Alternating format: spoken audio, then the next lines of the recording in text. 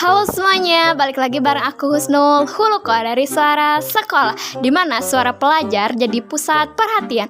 Di sini aku lagi ada di lorong taman sekolah, yang bukan cuma buat tempat kumpul-kumpul doang, tapi juga buat diskusi dan juga mencari inspirasi.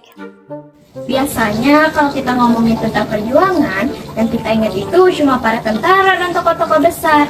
Nah, gimana sih para pelajar dan mahasiswa ini? Nah, mereka juga punya peran penting banget loh. Nah gitu guys. Itu ada deh nih ya, mahasiswa sejarah yang katanya sering bahas-bahas topik kayak gini. Kita semperin yuk. Oh Nia, lagi apa nih? Kenalin, nama aku Husnul dari Suara Sekolah. Nah di sini kita lagi bahas tentang peran pelajar dan mahasiswa waktu masa memperjuangkan kemerdekaan Indonesia. Halo Kak Husnul, halo teman-teman Suara Sekolah. Kenalin, aku Delia. Tadi Kak Husnul bilang katanya peran pelajar dan mahasiswa dalam mempertahankan kemerdekaan Indonesia. Teman-teman Suara Sekolah, topiknya menarik banget. Kebetulan banget nih Kak Husnul, aku lagi baca-baca soal itu. Kayaknya bakal menarik banget kalau kita duduk di sini dan bahas itu bareng-bareng. Kalau ngomongin soal perjuangan pasca proklamasi, ternyata pelajar juga ikut turun tangan ya. Kalau soal waktu proklamasi, apakah pelajar dan mahasiswa ikut turun tangan atau enggak? Jawabannya iya banget Kak Husnul. Karena kalau Kak Husnul mau tahu ya, pada saat Belanda mau datang kembali ke Indonesia itu tentunya seluruh lapisan masyarakat itu ikut turun tangan, termasuk para pelajar. Nah, sekitar tahun 1945, tepatnya di bulan Juli, pelajar di Surabaya dari tingkat SMP hingga SMA sudah ikut serta untuk berikrar membela kemerdekaan Indonesia. Nah, kalau di Yogyakarta sendiri dan di Magelang udah ada gerakan pelajar yang bergabung menjadi satu, menjadi Gerakan Pelajar Indonesia. Oh gitu ya Kak Denia. Berarti semangat nasionalisme waktu itu udah sampai ke anak muda ya? Bener banget Kak Husnul. Jadi anak muda di masa itu tuh gak cuman berpikir kalau kemerdekaan itu hanya diperjuangkan oleh kaum elit. Nah, kaum elit yang seperti apa? Tokoh masyarakat, para pahlawan, para bangsawan. Tapi mereka juga ikut turun tangan sendiri, membuat organisasi, aktif ikut ke dalam rapat-rapat, dan lain-lain. Seakan-akan mereka tuh ingin ikut serta loh Kak Husnul, bahwa kita itu harus ada di dalam sejarah ini, bukan hanya menjadi penonton dari sejarah kemerdekaan negara kita Kak Husnul. Kalau dilihat dari peran mereka, bisa dikelompokkan nggak perjuangannya? Dikelompokkan, kayaknya bisa deh.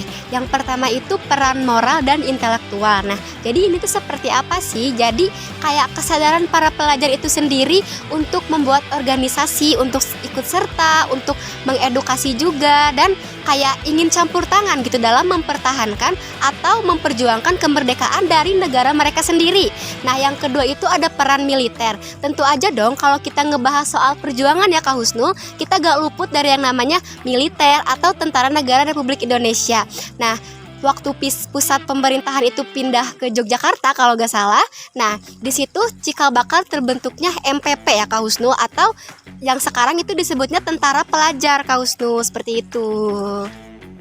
Oke Kak Denia, jadi apa sih yang mendorong para pelajar ini untuk turun langsung ke medan perjuangan? Kalau dari segi teori ya Kak Husnul, kita tuh bisa lihat kalau kaum muda di zaman dulu itu termasuk ke elit muda. Artinya mereka adalah pelajar, mahasiswa, atau anak bangsawan mungkin yang memiliki pemikiran untuk aku mau negara aku merdeka gitu, aku harus bantu, aku harus turun tangan. Jadi itu tuh udah masuknya sense of belonging dari mereka, kayak pemikiran mereka tersendiri untuk ikut serta memperjuangkan kemerdekaan dari negaranya Kak Husnul.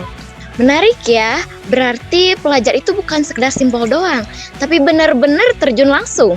Nah, bener Kak Husnul, teman-teman Suara Sekolah. Jadi, pelajar di masa itu tuh bukan cuma memegang identitas mereka sebagai seorang pelajar, tapi di sela-sela kegiatan belajar mereka, hati mereka yang tergerak untuk kemerdekaan Indonesia itu kayak membuat mereka tuh berpikir dan punya ide gitu untuk ikut serta, kayak latihan baris berbaris, belajar soal militer gitu. Bahkan Kak Husnul, pada agresi militer kedua, para tentara pelajar Indonesia ini tuh udah tergabung ke Brigade 17. Itu keren banget, gak main-main. Di masa itu para pelajar itu udah bisa berkembang sejauh itu loh Kak Husnul. Apalagi kesadaran mereka terhadap negaranya Kak Husnul. Oke Kakak Denia, Sekarang konteksnya kan udah berbeda nih ya. Apa makna perjuangan dari zaman dulu pelajarnya ya buat zaman sekarang gitu? Oke, Kak Husnu, kalau kita ngomongin dari segi konteks ya, itu sebenarnya nggak ada bedanya. Apa yang pejuang pelajar terdahulu wariskan kepada kita, itu masih bisa kita terapkan. Nah, bedanya mungkin pelajar di era kemerdekaan itu berjuang mengangkat senjata untuk kemerdekaan Indonesia. Nah, tapi di masa kita itu, kita berjuang dengan apa? Melawan korupsi, melawan kebodohan, melawan ketidakpedulian. Karena seperti Kak Husnu sadari, di zaman sekarang gitu, kayak mungkin masih minim ya anak-anak yang menyadari soal kemerdekaan, perjuangan bangsa, dan lain-lain. Jadi kayak aku harap dari pembicaraan kita ini, kita tuh bisa menginspirasi banyak anak muda untuk lebih peka dan tahu gitu bahwa dulu para pelajar itu banyak kontribusinya berjuang untuk negara kita, untuk kemerdekaan, dan lain-lain gitu. Jadi semoga semangat perjuangan pelajar ini bisa membawa kita menuju Indonesia Emas di tahun 2045, Kak Husnu. Wah, keren banget. Dari percakapan aku dan Denia tadi, kita jadi tahu bahwa pelajar bukan cuma pelengkap sejarah, tapi juga bagian penting dari perjuangan bangsa. Bener banget, perjuangan itu nggak pernah selesai, cuman bentuknya aja yang berubah.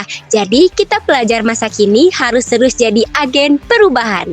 Berjuang tak selalu dengan pedang, melawan tak selalu dengan perang, tapi selalu dengan keberanian, kesadaran, dan tindakan.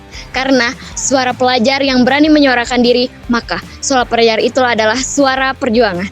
Saya Husnul dari Suara Sekolah, izin pamit, sampai ketemu di Suara Sekolah selanjutnya.